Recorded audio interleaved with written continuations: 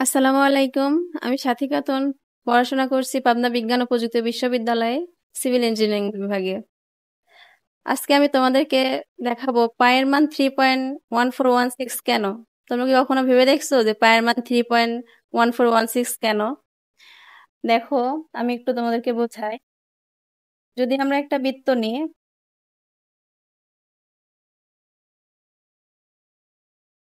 এটা ভালো হলো না।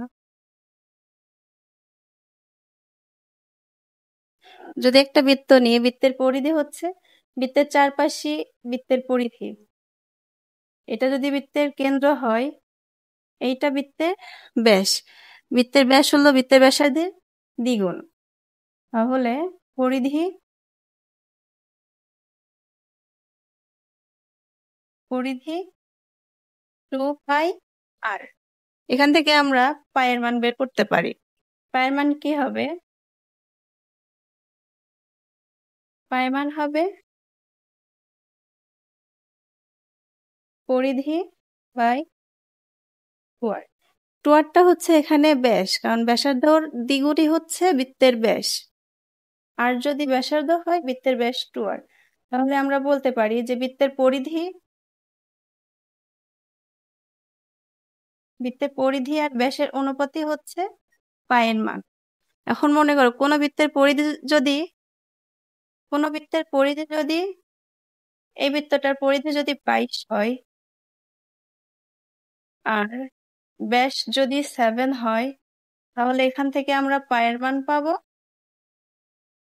22/7। তার মানে পরিধি আর ব্যাসের অনুপাতই হচ্ছে পায়ের মান। এখন যদি এই বৃত্তের ক্ষেত্রে পরিধি আমরা 22 ধরলাম, বড় বৃত্তের ক্ষেত্রে যে কোনো বড় বৃত্ত যদি নেই, তার তো পরিধি 22 থাকবে না, পরিধি বেড়ে যাবে। পরিধি বাড়লে তার ব্যাসও বেড়ে যাবে। সেক্ষেত্রেও পরিধি আর ব্যাসের পরিধি আর ব্যাসের অনুপাতই হবে পায়ের মান।